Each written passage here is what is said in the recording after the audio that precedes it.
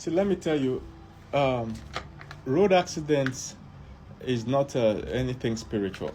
Okay, nobody wants to kill you with road accident. They don't do road accidents. I know people might do the juju, but it doesn't work. Road accidents are caused by a number of factors, and one of them primarily is the government. The government in your country, if the government does not repair damaged roads, drivers may not know that the road is damaged at that point, and it might tip the car over or make them try to avoid it and hit other cars.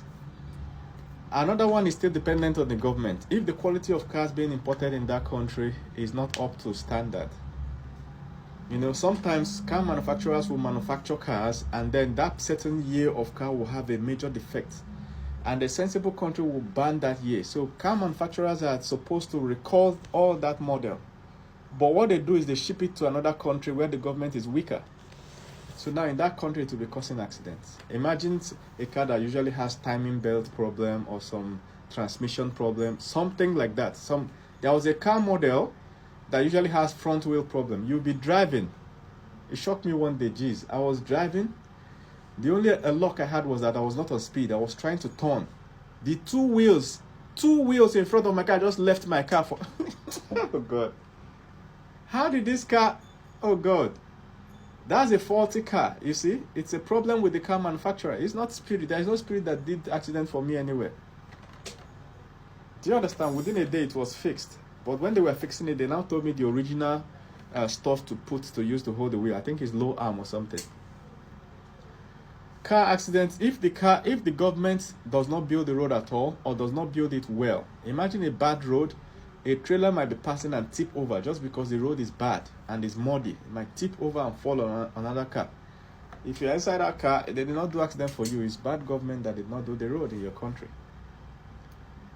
Sometimes it's the designers. Because of the government does not use local designers, they might use foreign ones. These foreign ones will design it the way roads are designed in their country, not taking into account the local peculiarities around the region and how people normally move around, the culture. They will design the road anyhow as if they are designing it for America or China or Indonesia. After building the road, it will start causing accidents. One of the most shocking accidents I've ever had. If you have lived in Africa for any length of time, you would have survived many accidents, I'm telling you. Sometimes it's a scratch. Last year, 2023, my car was bashed 6 times. You go just there, traffic like this, where is it coming from? Somebody from nowhere hit you. Because of the way the road is designed. If somebody does not hit you, you hit another person. So when these governments in some countries, when they invite road designers, the designers will design it according to the way they studied in school in their country, not taking into account what is happening locally, the way people move around. For instance, they can come to a well-known market. This place has been a market for 3,000 years. The people around this place have been trading in this place. So culturally, they already know how to move around there. Instead of designing a road to match that culture, they will come and put a bridge, mount a bridge right there in the center of the market. Chase everybody away, mount a bridge. And they will not give the market an alternative, or they will give an alternative that does not suit the culture. In Africa, we're not used to climbing staircase to buy something. So some of these shopping malls is not our culture. We're not used to it. It might take 100 years before we're used to it. So when they build a bridge there, people will no longer have a way to trade. They will start trading around the bridge.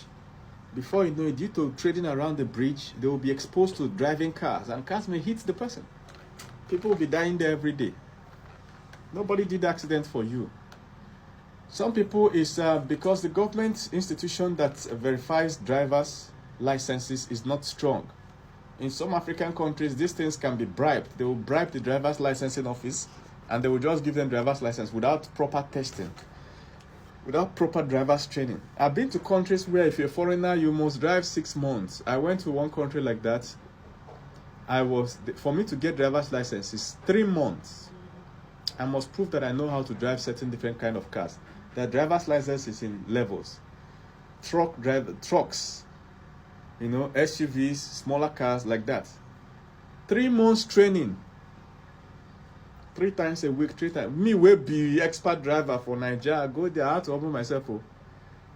You know, my guy from the UK, he never did anything else. He just presented his driver's license from UK. They just accepted him like that because they know that they trust their institution there. So when people are not trained in driving, you know, what happens is they drive anyhow on the road. They will stop and start arguing with you when they are wrong. They don't even know that they are wrong. They will cut you off anyhow. These things increase accidents. I've been in a country where there are no traffic wardens.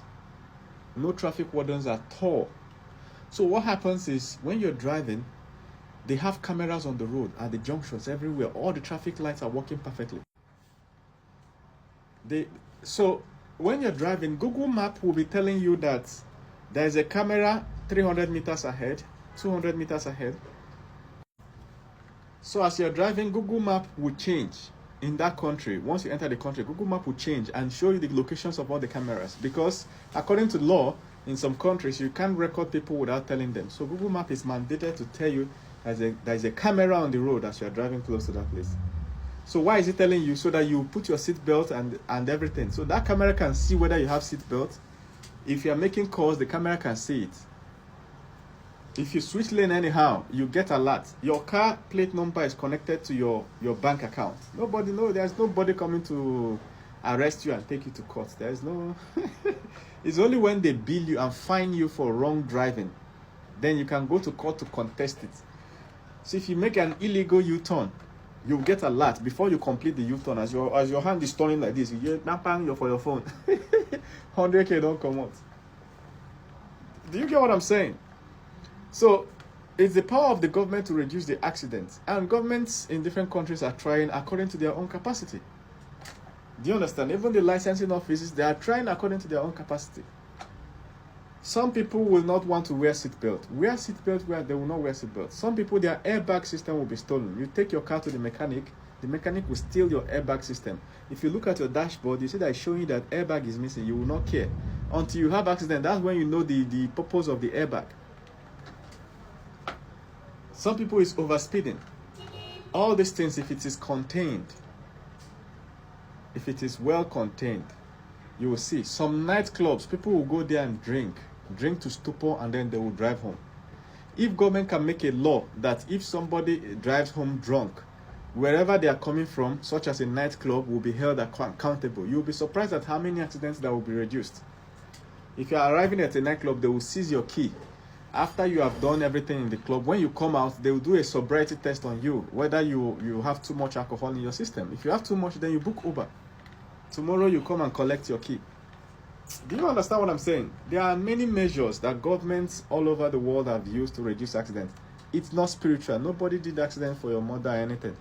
And many people in many African countries have accidents, like any given person per year. There is no how the vehicle you are in did not narrowly escape one accident, or you are even involved in one. So if you pick up any random person and make a prophecy that they want to use accident to kill the person, before the year runs out, they are going to experience that. It's unfortunate, but it is true. Do you understand? You tell the person, do prayer this, prayer that, we'll pray for you. At the end, the first car that will bash their car, they'll be like, yes, our pastor said it. If they now die in the accident, pastor will now change the story and say, I warned her, but she refused to pray. She refused to fast. I warned her, this, that. Once you die, those people will take advantage of you. I'm talking about fake pastors, not all pastors, you get.